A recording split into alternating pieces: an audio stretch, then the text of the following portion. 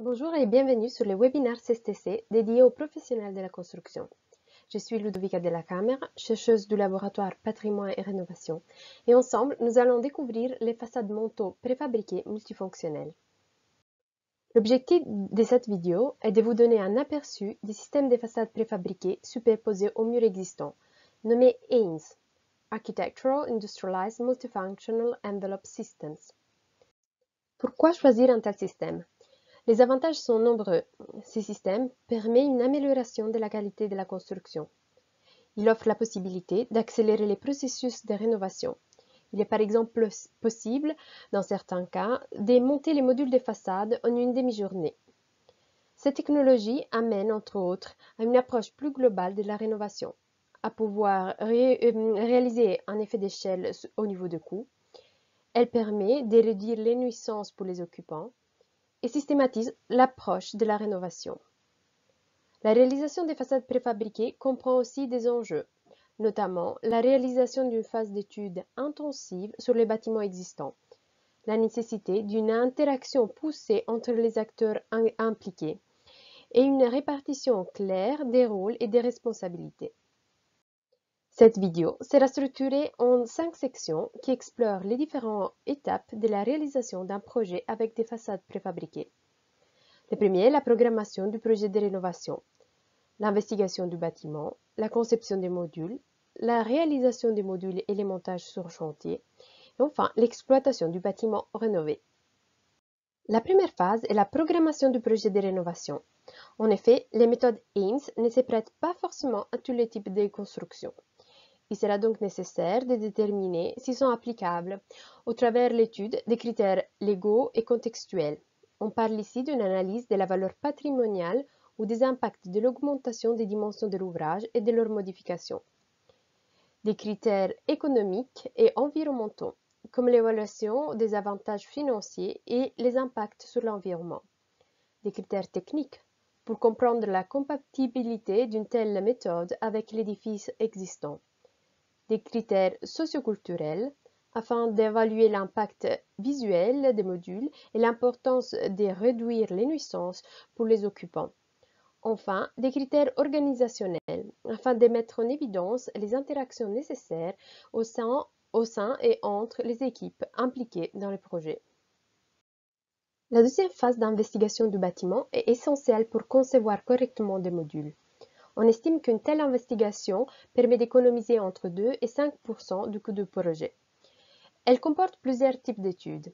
Elle commence tout d'abord par une analyse architecturale qui implique la réalisation d'une description détaillée de l'ouvrage, d'une analyse géométrique qui peut être réalisée à l'aide de nouvelles technologies comme la photogrammétrie par drone, les scanners laser ou des outils de maquettes numériques BIM. Enfin, il est également important d'étudier les alentours du bâtiment afin de garantir l'accessibilité et la circulation tout le long de l'itinéraire de livraison. Il faut ensuite analyser l'état du bâtiment avec précision afin d'établir un inventaire détaillé des problèmes, par exemple en réalisant un diagnostic des dégâts et pathologies ou un diagnostic des performances hygrothermiques de l'enveloppe. En étudiant sa stabilité pour procéder au dimensionnement des modules, en définissant les performances énergétiques requises, en analysant les besoins en matière de confort et de sécurité, afin de définir les choix des matériaux et les technologies à intégrer. Pour conclure, il est intéressant d'étudier les limites des interventions en faisant par exemple une analyse de la valeur patrimoniale du bâtiment ou un inventaire des éléments à préserver. On rentre maintenant dans les chapitres dédiés à la conception des modules. Cette vidéo s'y concentrera sur les modules AIMS à base de bois pour la rénovation des bâtiments. Nous distinguons deux types de parois préfabriquées. Les systèmes dits test fermés, composés d'une ossature bois et des panneaux sur ses deux côtés. L'isolant dans les montants est placé en usine et ce système se caractérise par une couche d'adaptation séparée.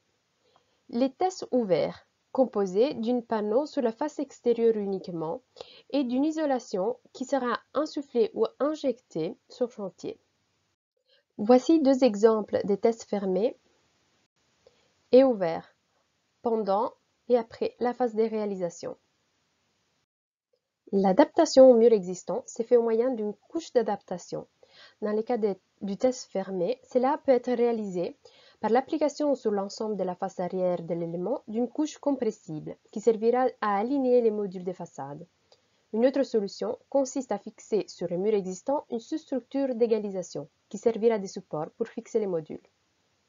Dans les systèmes ouverts, l'isolant principal, flocon ou particule, est injecté entre les montants de la structure après le montage des modules, ce qui garantit l'absence d'air entre le mur existant et l'élément Ames. Cette technique nécessite un scellement adéquat au bord des modules. Pour ce faire, on peut appliquer une bande de compression étanche à l'air sur la face arrière des éléments ou encore de la mousse combinée à du ruban adhésif. Voyons maintenant les avantages et les inconvénients des systèmes test fermés et ouverts. Les systèmes fermés permettent une durée d'intervention sur chantier réduite grâce à un niveau de préfabrication plus élevé. En revanche, cela peut causer un poids supplémentaire et nécessite de la réalisation des couches supplémentaires par rapport au système ouvert.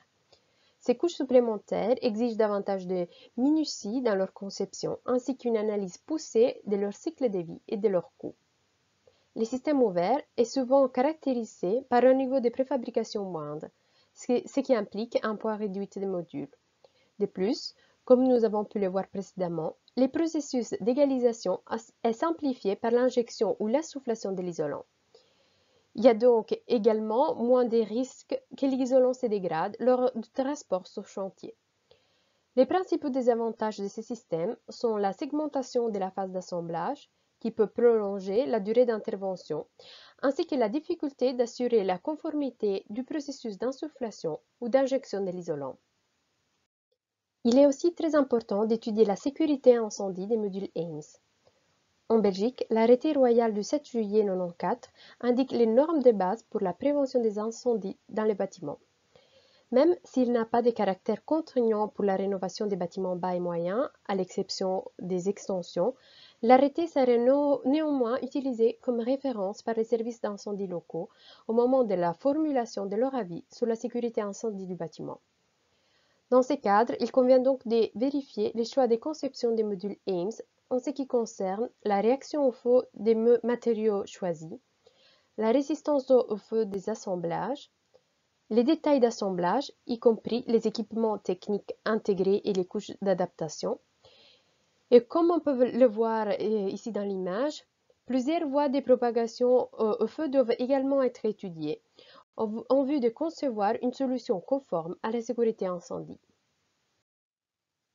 Les systèmes de façade Ames préfabriqués peuvent être adaptés facilement en choisissant l'orientation et les dimensions optimales par rapport au bâtiment existant. De plus, Ames offre un éventail de solutions différentes pour restructurer les façades et recomposer leur volume, comme on peut voir dans l'exemple ici.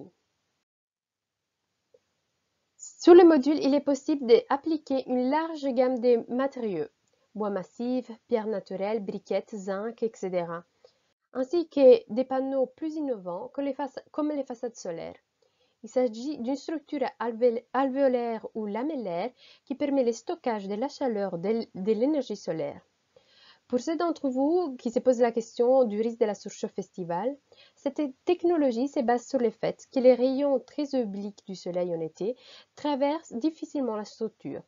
Cela implique une faible absorption d'énergie pendant les mois les plus chauds.